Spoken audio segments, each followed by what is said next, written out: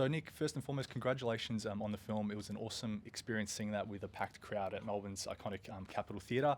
Obviously, it was a first for a lot of the people in that crowd as well to kind of see a film, a rom-com, I guess, of that scale in a packed audience and with you guys obviously in attendance. So I guess this film is also made up of firsts. It's Billy Eichner's first major leading role. He's the first openly gay man to co-write and star in his own major studio film. It's the first big-budget Hollywood film comprised of a completely LGBTQ cast, save for a few celebrity cameos. It's also your first rom-com since the 5-year engagement in 2012. So I guess for those that aren't aware, can you talk a little bit about how this film sort of came to pass, how it came about, and I guess what was it about this film that made you go, I feel like jumping back into a rom-com again after all these years? Oh, yeah. I mean, so it started, for years I'd loved romantic comedies. I'd made 2, now I've made 3 of them. And I've been intrigued by the idea of a romantic comedy told in my tone with a lot of jokes, but still with emotion, about 2 gay men falling in love. But I'm straight. It did not feel like the kind of story I could tell. Or if I did, it would be bad. Because And then I worked with Billy Eichner. I cast him I knew him from Billy on the Street, and I cast him in Neighbors too. And then I cast him in the show called Friends from College that I created with my wife that's for Netflix. And he impressed me with his acting. He was a much better actor than I realized. And then we screened the first episode of that show in a movie theater. And every time Billy was on screen, he destroyed. And the audience exploded in laughter. And I was like, oh, he's a movie star. He's a proper movie star. And I kind of got the sense he had a kind of strong point of view about the world. And so I kind of approached him and said, hey, would you want to build a movie, or potentially a romantic comedy around you that is a comedy vehicle for you? And he was into the idea, and we started working on it. So that's kind of how it, And then in terms of romantic comedies, I mean, I love romantic comedies. It's probably my favorite genre. A really good romantic comedy we can all watch a million times.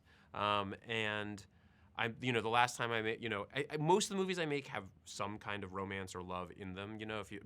Neighbors, it's like the center of that film is like Rose and Seth's like marriage and how like lovely that marriage is. And it's not a romantic comedy by any means, but they're a romantic couple.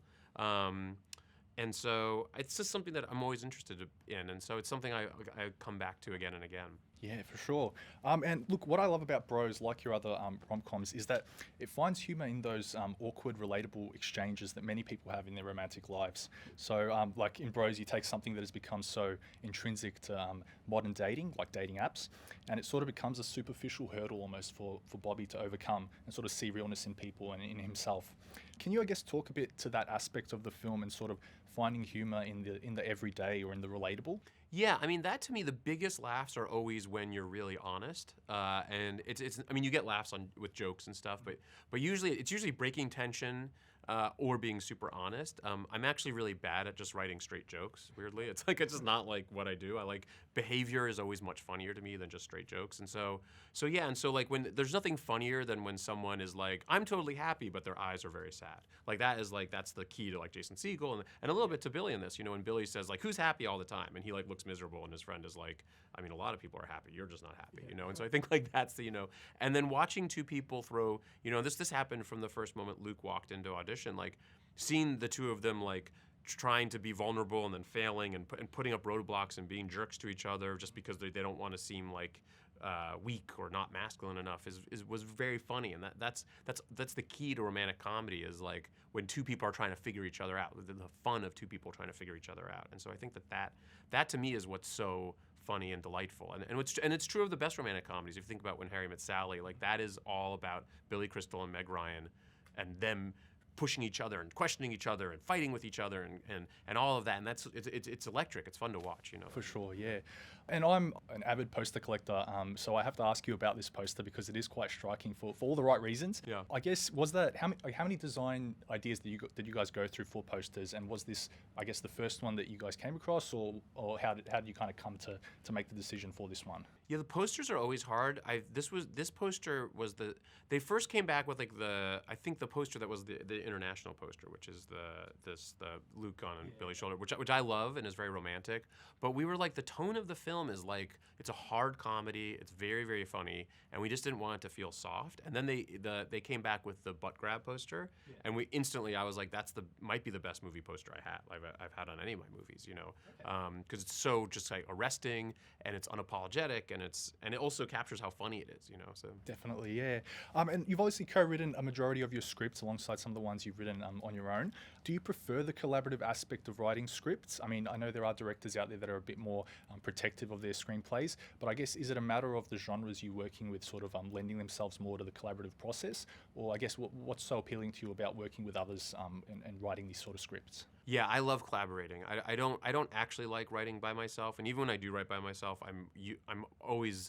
I'm interviewing the actors I'm writing for. I'm working with I'm sometimes working with an on-set writer to help, and I really like collaborating, and I think it makes it really human. I love working with an actor on a script. I did that with Jason Segel. I've done that with Seth Rogen, and I just did it with Billy.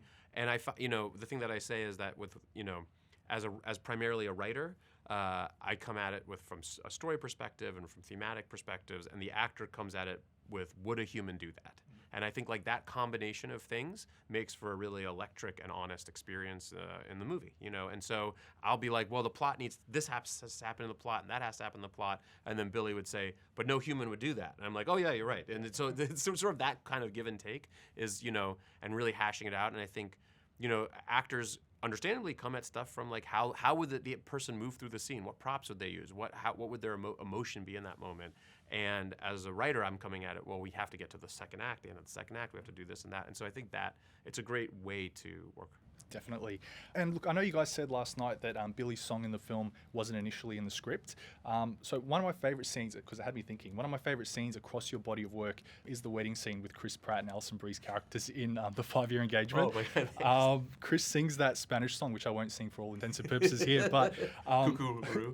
Exactly, yeah. And was that a Chris Pratt idea, or I guess what was the story behind that? That was my idea.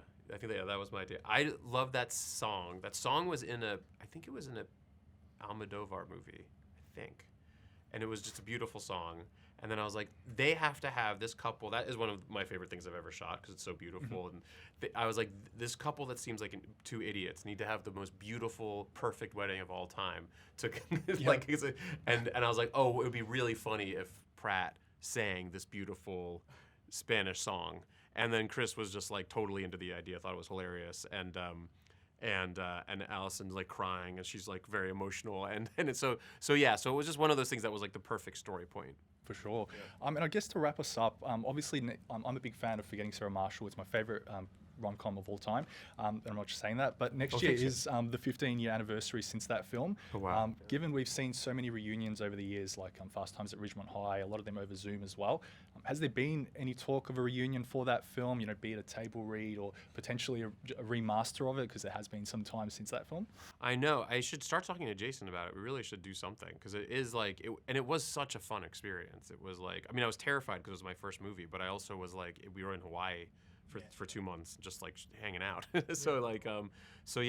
hasn't been any conversation, but I'll talk to Jason and see if we can cook something up. That would be fun. That sounds amazing. Yeah. Well, look, thank you very much, Nick, for your time. I hope you enjoy your stay in Australia, in Melbourne, and the film releases next Thursday as well in Australian cinemas. So I hope more people go and see it, and I hope it does get the attention that it deserves as well. Oh, thanks so much. Yeah.